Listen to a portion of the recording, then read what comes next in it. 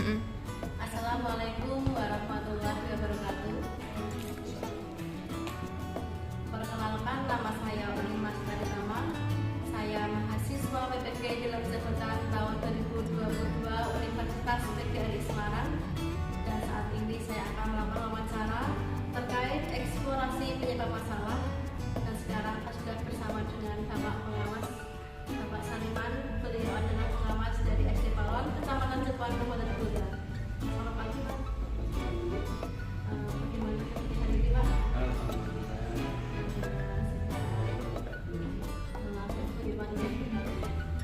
Saya ucapkan terima kasih, Pak, sudah meluangkan waktunya untuk wawancara hari ini. Mohon sebelumnya untuk perkenalan diri. Terima kasih. Assalamualaikum warahmatullahi wabarakatuh. Nama saya Sariman. Jabatan sehari-hari adalah pengawas sekolah di Dapil 1 Warawiri di Kecamatan Cepuan, Kabupaten Kuda. Ya, terima kasih, Pak. Sebagai pengawas, tentunya Bapak Sariman sudah mengetahui banyak sekali masalah-masalah yang ada di sekolah, pertama di sekolah SD, dan saya akan menanyakan beberapa permasalahan yang terjadi di SD Palon.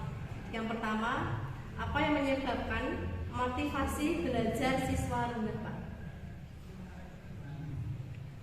Terima kasih Bu Asita. Terkait tentang motivasi belajar siswa, memang banyak hal sebenarnya.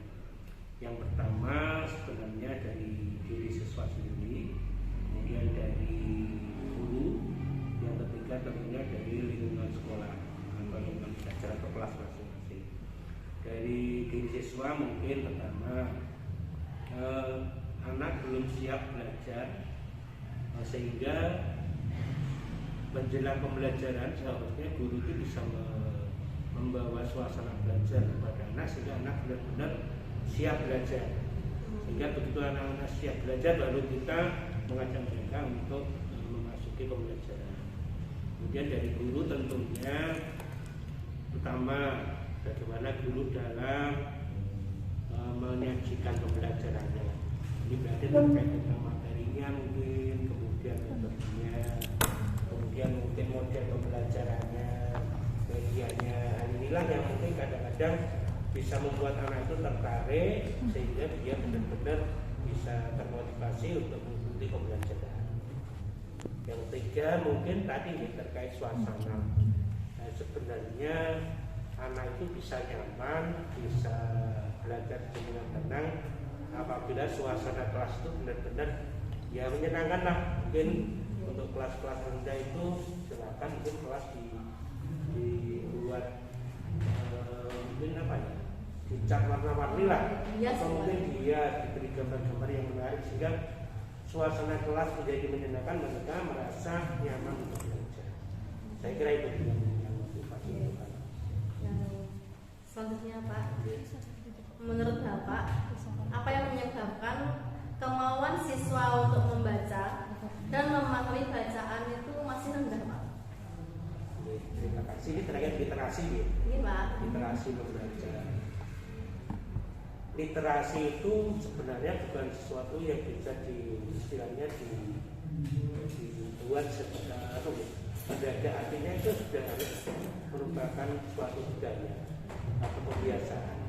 Pertama mungkin kebiasaan itu bisa dibangun di rumah dengan orang tua misalnya. Apakah orang tua itu di rumah memberikan bahan bacaan yang cukup banyak? Apakah di rumah itu sering mencontohkan orang tua ya, mencontohkan ada waktu-waktu untuk membaca bersama. Kemudian setelah dari rumah ya tentunya di sekolah. Sekolah itu bisalah kebiasaan itu dibangun, misalkan 15 menit sebelum jam pertama pembelajaran itu diadakan kegiatan literasi. Membacanya tentu bukan bacaan-bacaan yang berat, bacaan-bacaan yang memang hanya untuk memancing anak supaya gemar membaca bacaan-bacaan yang menyenangkan, atau mungkin bacaan-bacaan ilmu pengetahuan populer yang pendek-pendek tapi bagi anak itu menarik. Ya, cukup itu. Selanjutnya, menurut Bapak, apa yang menyebabkan beberapa siswa kelas 5 khususnya Pak, ada yang memiliki kemampuan numerasi yang masih rendah? Baru udah kelas 5 gitu. Numerasi ya? Iya. Terima kasih Bu. Ini terkait numerasi. Numerasi itu memang sama di kelas 5, artinya kelas 5 kan tidak serta-merta langsung mulai kelas 5, berarti diawali dari kelas 1, kelas 2, kelas 3, kelas 4. Mestinya di kelas-kelas awal, misalkan kelas 1, 2, 3, itu kemampuan dasar anak mungkin terkait numerasi lah, kalau ya terkait mungkin dalam hal ini dulu kalau kita menyebutnya berhitung lah, matematika dasar itu anak sudah harus, istilahnya sudah harus memiliki kemampuan penguasaan dasar itu. Sehingga di kelas-kelas yang selanjutnya tentunya anak tidak mengalami kesulitan. Ini yang kedua, sebenarnya perlu yang namanya kolaborasi antara guru kelas 5 dan guru awal dulu. Jadi sebenarnya kita jangan lepas nih, seolah-olah kelas saya tanggung jawab saya kelas kalian. Padahal yang namanya kelas 1, 2, 3, 4, 5, sampai 6 itu juga kita berkolaborasi. Artinya misalkan kelas 5 itu mestinya sebelum anak kelas 5 itu masuk kelas 5, di kelas 4 kan sudah bisa memantau. Misalkan anak-anak kelas 4 ribuan kemana Bu, anak kelas 4 ini yang masih mengalami kesulitan terkait numerasinya siapa saja. Sehingga dengan hal itu mungkin guru kelas 5 bisa istilahnya meminta bantuan guru kelas 4 supaya memberikan waktu lebih untuk anak-anak yang tadi belum memiliki penguasaan terkait numerasi. Jika di kelas 5 tentunya sudah siap. Tapi memang sekali lagi hal itu juga kadang dipengaruhi oleh kompetensi diri ya, tingkat. Kalau tingkat kemampuan sih memang sebenarnya rata-rata. Saya rasa kalau di sekolah-sekolah yang reguler itu tidak ada anak-anak yang terbutuhan khusus terkait dengan inteligensi ya. Tidak ada anak-anak yang masuk jadi debutan itu tidak ada sebenarnya. Yang ada hanya anak-anak yang mungkin di bawah rata-rata sedikit lah, sehingga dia butuh waktu lebih lama dan penanganan lebih khusus, sehingga dia akhirnya bisa sama sampai 10 kali menjelaskan saya masih tidak paham, masih bingung Bu. Jadi memang sebenarnya anak-anak seperti itu butuh waktu lebih lama. Lebih lama gitu, ulang-ulang terus dipanggilnya ya Pak ya. Selanjutnya Pak, apa yang menyebabkan adanya siswa kelas 5 yang kesulitan untuk memahami materi pelajaran, khususnya mata pelajaran IPS, meskipun pelajaran diulang-ulang? Itu kenapa ya Pak ya? Terima kasih. Kalau IPS itu kan sebenarnya lebih banyak terkait dengan bagaimana kita menjalin hubungan sosial dengan orang lain ya sebenarnya. Sehingga menurut saya pembelajaran yang terkait sosial ini sebenarnya materinya kan banyak terkait dengan hal-hal yang harus dipraktikkan langsung di lapangan. Misalkan terkait pasar, misalkan. Alangkah baiknya kalau misalkan sampai dengan materi pasar, anak-anak itu langsung diajak terjun ke objeknya, misalnya ke pasarnya. Jadi dia tahu bagaimana proses jual belinya, proses transaksinya, dan kan itu kan menarik. Anak-anak diajak situ. Misalkan di kantor pos, anak juga diajak langsung misalkan ke kantor pos. Kalau terkait tentang misalkan institusi lain, misalkan polsek, orang itu anak-anak diajak langsung ke sana sehingga paling tidak dia tahu kondisi real bagaimana situasi di. Saya kira kalau dengan metode seperti itu anak-anak senang. Karena sosial itu memang kan menjalin hubungan dengan. Jangan sampai anak-anak kita ajari pendidikan sosial tapi kita hanya linknya hanya di kelas saja, sehingga anak-anak mungkin kurang paham dan kurang hafal Pak. Dan juga banyak seperti itu ya. Oke Pak, terima kasih. Selanjutnya, apa yang menyebabkan kurangnya dukungan dari orang tua siswa untuk membimbing putra putrinya di rumah Pak? Terima kasih. Ini terkait kurangnya dukungan orang tua Mungkin ini Bapak Ibu, Ibu kita ya. Mungkin pertama orang tua itu tidak tahu bahwa anaknya itu mengalami istilahnya kalau dari sudut pandang guru anak ini kurang. Orang tua tidak tahu karena mungkin tidak ada komunikasi dengan orang tuanya, sehingga orang tua tidak tahu bahwa anaknya itu memang sebenarnya mengalami mungkin kekurangan atau apa. Tapi kalau ada komunikasi mungkin kalau istilah ada kunjungan rumah, komposisi lah. Sekali waktu guru perlu meluangkan waktu untuk bertemu dengan orang tua, kemudian menjelaskan tentang misalkan kelemahan belajar anaknya. Terus kemudian gangguan apa yang dihadapkan guru kepada orang tua, misalkan kalau di rumah mungkin orang tua diminta meluangkan waktu untuk ya istilahnya menemani belajar atau memberikan bantuan belajar kepada anaknya. Mungkin itu komunikasi yang kurang, sehingga orang tua tidak mendukung. Mungkin bukan berarti memang tidak mau tahu, mungkin tidak tahu bahwa selama ini anaknya itu memang perlu bantuan yang membuat nanti itu ke depan mungkin komunikasi antara guru dengan orang tua itu lebih intensif. Dan apalagi di daerah desa ya. Itu orang tuanya kayak yang petani, berangkat pagi pulang sore juga ya Pak ya. Waktunya mungkin juga itu ya Pak. Waktunya. Dan kemudian apa yang menyebabkan penguasaan guru mengenai model-model pembelajaran masih terbatas Pak? Model pembelajaran. Iya. Terima kasih. Memang membuat pembelajaran yang menarik itu adalah tugas guru. Iya. Karena dengan pembelajaran yang menarik, tentunya anak itu akan mengikuti pembelajaran dengan senang. Kalau sudah senang, tentu apa yang dia pelajari itu akan mudah dia cerna, mudah dia serap. Kurangnya guru mungkin menerapkan model pembelajaran, mungkin ya pertama karena guru sendiri kurang memahami tentang model-model pembelajaran yang ada. Iya, Kemudian karakteristiknya model pembelajaran ini tepat untuk materi apa, sehingga mungkin perlu ya, sekarang ini belajar itu kan tidak harus dari pelatihan ya. Iya. Nah, model pembelajaran kita mungkin bisa belajar dari media sosial, dari YouTube atau banyak pengalaman mungkin bagaimana kita menerapkan model tertentu untuk pembelajaran tertentu. Mungkin itu nih penguasaan atau pemahaman terkait model pembelajaran. Nah, kalau dia sendiri belum paham, bagaimana dia menerapkan model itu kalau belum paham?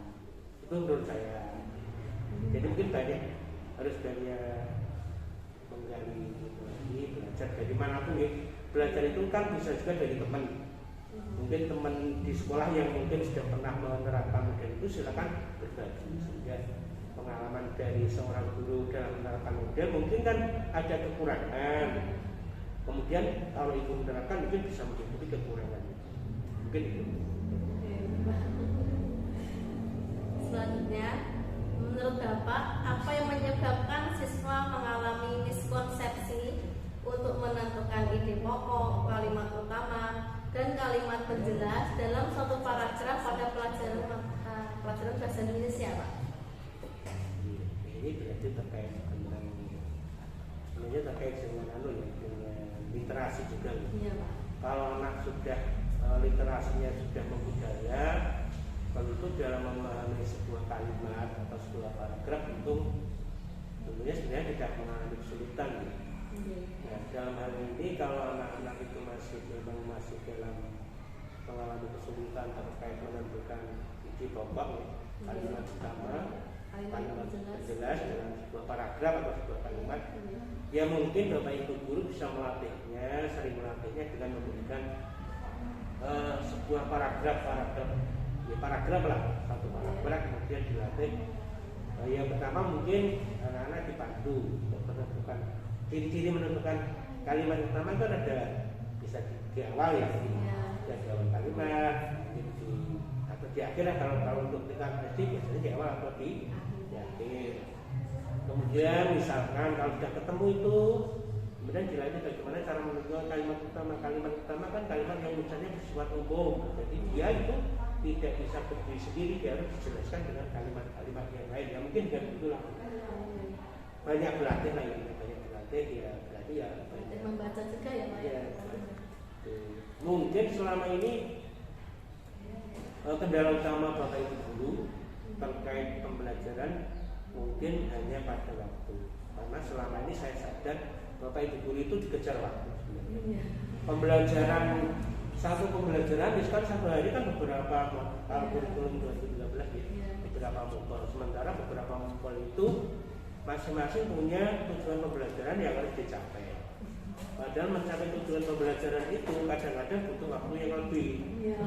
Mungkin karena waktu yang terbatas sehingga Bapak Ibu mungkin tidak bisa memberikan itu tadi penjelasan secara detail.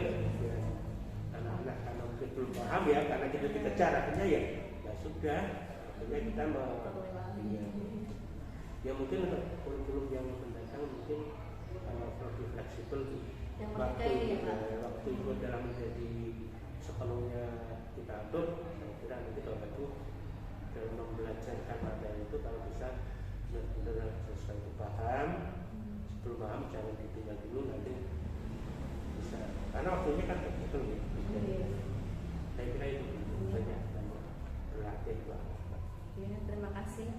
Pertanyaan yang terakhir Pak, menurut Bapak apa yang menyebabkan penguasaan teknologi guru untuk inovasi pembelajaran masih terbatas Pak? Terima kasih. Penguasaan guru tentang IT Pak. Pertama mungkin satu dari segi guru sendiri memang dari segi guru sendiri lemah terkait dengan penguasaan IT kan bisa nih. Kalau dari gurunya sendiri lemah bagaimana dia akan menggunakannya kan begitu. Yang kedua mungkin ya selama ini sekolah-sekolah tertentu kan memang ada sih sarana prasarananya lengkap, tapi ada juga yang kurang, sehingga untuk melaksanakan pembelajaran yang berbasis IT itu kan harus didukung dengan fasilitas yang cukup. Nah, kalau sekolah belum punya lah bagaimana kita menerapkannya. Kemudian mungkin juga selama ini kembali lagi waktu, karena pembelajaran berbasis IT itu saya itu mulai dari perencanaan, pelaksanaan sampai itu juga butuh waktu yang panjang, sehingga kadang-kadang bisa sih melakukan ini untuk satu materi, tapi kemudian merasa materi yang lain kok seolah-olah tidak tercakup, tinggal ya. Mungkin itu, tapi juga depan dengan kurikulum baru ini karena waktu bulan tadi lebih fleksibel, kita menentukan lebih mudah, kita sendirilah yang mengatur waktunya, sehingga Bapak Ibu itu lebih fokus dalam memberikan pembelajaran terkait materi dalam guru. Yang penting itu anak-anak bisa tahu betul, tidak lagi kita dikejar materi ini harus selesai materi, tapi yang penting dengan materi ini anak-anak paham kebermanfaatnya. Pak, terima kasih atas waktunya dan kesempatannya. Cukup sekian pertanyaan dari saya Pak.